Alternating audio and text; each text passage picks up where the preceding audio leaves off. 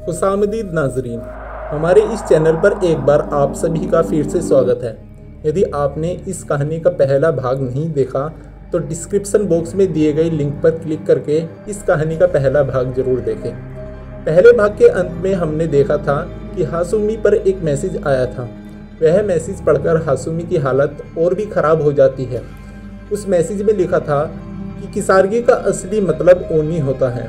ओनी जापानीज कथाओं का एक डिनोमिक क्रिएचर होता है। बेचैनी की हालत में हाशुमी ने अपने घर पर कॉल किया और अपने पेरेंट्स से उसे वहां से ले जाने को कहा, मगर उसके पेरेंट्स को भी उस जगह के बारे में कुछ भी नहीं पता था। लेकिन उन्होंने उसे संतुष्टि देते हुए बोला कि हम जल्द ही मैप की मदद से तुम तक पहुंच रहे हैं। पर हाशुमी की ये बेचैनी और चिंता अब खौफ का रूप ले रही थी।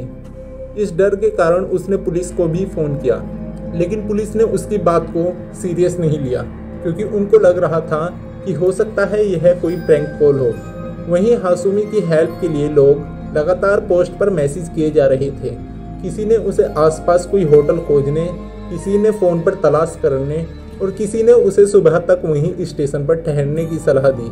पर एक अन्य यूज़र ने उसे ट्रेन के ट्रैक से वापस टनल की ओर जाने को कहा, जिससे वह जिस स्टेशन से आई है वहां वापस जा सके। वही अन्य लोगों ने उसे ऐसा ना करने की सलाह दी। रात के अंधेरे में अकेले जंगल के रास्ते में ट्रेन के ट्रैक पर जाना, वो भी एक ऐसे ट्रेन ट्रैक पर जिसके बारे में कोई नहीं जानता। हाशुमी को शायद यही ठीक लगा। उसने उस यूज़र की बात मानी और ट्रेन ट्रैक के रास्ते टनल की ओर बढ़ने लगी।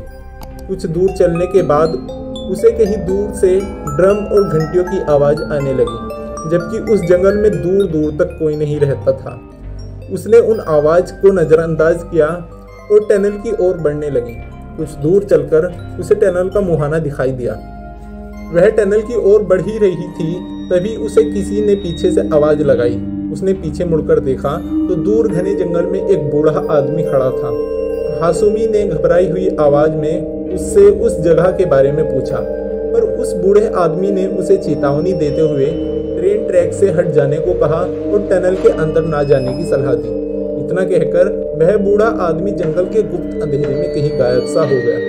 दहशत से भरी हाशुमी ने उस बूढ़े आदमी की बात न मानते हुए टनल की ओर आगे बढ़ने लगी। अब वो ड्रम्स की आवाज़ जो कहीं दूर से आ रही थी, ऐसा लग रहा था मानो कहीं पास से ही आ रही हो। उसके मन में ख्याल आया कि उसको इन ड्रम्स की आवाज़ का पीछा करना चाहिए, शायद कोई मदद के लिए मिल जाए। लेकिन एक अनजान जगह में होने की वजह से उसने ऐसा ना करके उसने टनल की ओर जाने का फैसला किया। और अब वो ड्रम्स की आवाज़ें जो बहुत जोर जोर से आ रही थी एकदम से बंद हो गई। घबराई हुई हाशुमी धीरे धीरे आगे बढ़ती गई। जैसे तैसे हिम्मत करके वह टनल के दूसरे छोर तक पहुंच गई और वहां उसे एक आदमी खड़ा हुआ दिखाई दिया। रात के अंधेरे में जंगल में उस आदमी को खड़ा देखकर हाशुमी डर गई। डर से सहमी हाशुमी मदद के भाव से उससे बात करने की कोशिश की। बातचीत से पता चला कि वह एक टैक्सी ड्राइवर है और उसे पास ही के हिना स्टेशन पर छोड़ सकता है। हाशुमी उस जगह से कैसे भी निकलना चाहती थी, इसलिए उसने उस आदमी की मदद ली और टैक्सी में बैठ गई। वह अनजान आदमी उसे पहाड़ों की ओर ले जाने लगा।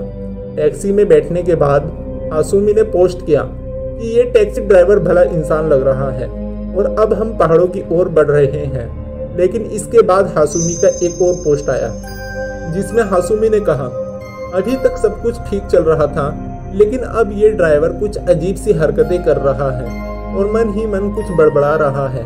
मेरे कुछ समझ नहीं आ रहा।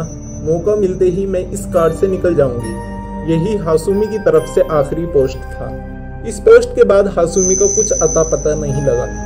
हाशुमी कहाँ लापता हुई, क्या वो उस कार से निकल पाई या उसके साथ कोई खौफनाक अनहोनी हो गई थी। वो उस समय किस लोकेशन पर थी, ये आज भी पहेली बनी हुई है। आखिर हाशुमी के साथ उस रात क्या हुआ?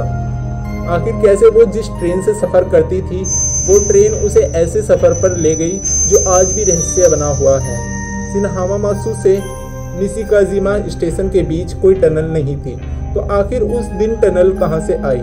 क्या वो ट्रेन किसी अज्ञात स्टेशन पर निकल गई और वो 5 लोग जो उसके साथ ट्रेन में सफ़र कर रहे थे वो कौन थे, और वो बूढ़ा आदमी, और टनल के लास्ट में वो आदमी कौन था, और ड्रम्स की आवाज़ कहाँ से आ रही थी। क्या वो ट्रेन किसी पैरेलल वर्ल्ड की यात्रा पर निकल चुकी थी? ऐसा अंदेशा हम इसलिए लगा रहे हैं क्योंकि वास्तविक दुनिया में शिन हामामात्सु से निशिकाजिमा के बीच ना तो कोई टनल है और ना ही किसारगी नाम का कोई रेलवे स्टेशन। इस पूरी घटना के बारे में आपकी क्या राय है? आखिर क्या हुआ होगा हासुमी के साथ? आप अपना जवाब कमेंट सेक्शन में ज़रूर दीजिए।